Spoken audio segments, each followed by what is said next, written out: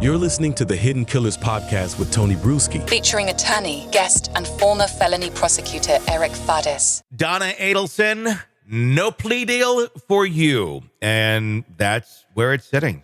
There is a trial that's going to be set for September 30th, where we're going to hear the arguments as to why Donna Adelson is not the conniving, narcissistic, controlling mother that ordered the hit on her former son-in-law because she wanted to be closer to the grandkids and free everyone of this horrible, horrible man, Dan Markell, who wasn't a horrible, horrible man. He was a man who was a dad and just wanted to be there for his kids. But, well, obviously that's not how things went. Charlie Adelson already in prison for the rest of his life, Donna's son. We'll see where this goes. Joining me to discuss, attorney Eric Faddis. Eric, are you surprised that there's no plea deal on this? I mean, both sides saying, no, we're not going to offer it, and we're not going to pursue one or try to get one either. You know, that's what was pretty striking to me. As a former felony prosecutor, usually you have this big caseload and you identify the most serious cases and the ones for which there is the most evidence that you think are the closest to a slam dunk. And those are the ones on which you offer no plea deal. You tell them, hey, we're going to trial. We're going to try to max this out in terms of a sentence. And that's what the prosecutor is doing here. So that signals to me that the prosecutor thinks they probably have a pretty strong case against Donna Adelson, because if there were glaring weaknesses, you at least look into plea negotiations. And it appears the prosecutor hasn't done that. Well, and both sides seem to be, I mean, I get how one could play off of the other where the state's saying we're not going to do it. And then you're like, well, we're not going to ask for one either because, you know, they're going to want to say that their side is. We don't want one. Yeah, we got a pretty good story here, too. But, I mean, how strong of a story do they have in terms of the defense of Donna Adelson? I mean, considering Charlie's already in jail for the rest of his life. I mean, I guess you could have something where, you know, mom was just kind of there in the background making some comments here and there, but not necessarily ordering the hit. But I don't know. I mean, judging by some of those jailhouse phone calls, the 30 plus hours of them between Charlie and Donna, seemingly after everything went down, I don't know. I mean, there's not necessarily the smoking gun in those calls, but there certainly is a lot that kind of leads right up to the line. Yeah, and to me, if I'm defense on this case, if I'm defending Donna Adelson, I'm absolutely wanting to explore a plea deal. This is the type of case where you want to try to broker an agreement because your client is clearly not the principal actor. She didn't carry out the murder.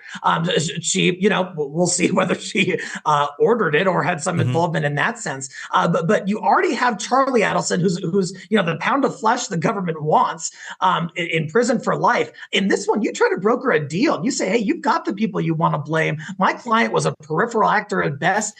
Give her something significant and let's all just move on with our lives. But that's not what the defense claims publicly they're doing.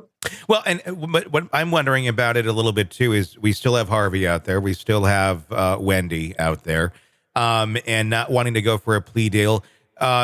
Is it so much that they have, the slam dunk case against Donna, or is it more so we need to go through discovery, we need to go through all of this with her in order to give us the breadcrumbs to go to the next person? And if we don't do that, if we just do the plea deal and then wrap this up, we may not get to those places. We may not find out those pieces of information. So is this being more so used as a tool and a catalyst for future charges, possibly against Wendy or against Harvey, in seeing as far as what comes out in that discovery? Yeah, I feel you, Tony. I think that the prosecution, in part, kind of made this threat of, hey, there's not going to be any plea offer. We're going to take it to the house, and this old woman's going to be in prison the rest of her life unless you come forward and you give us information and you implicate other people and you tell us what you know. And so I think that that's exactly the strategy the prosecutor's using presently. Does it mean there'll never be a plea offer in the case? No, there certainly could be as we get closer to trial. But like you said, I think prosecution's using it as leverage right now to try to broaden their case, bring in more bad actors whom they can try to hold accountable. If you're advising Wendy Adelson on what to do right now, what would you say? I would say, shut up. Get off the phone.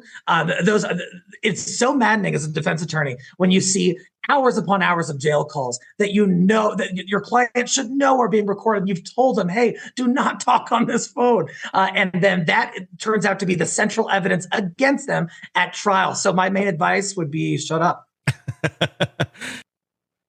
Want to listen ad-free? Want advance access to all of our interviews before anyone else?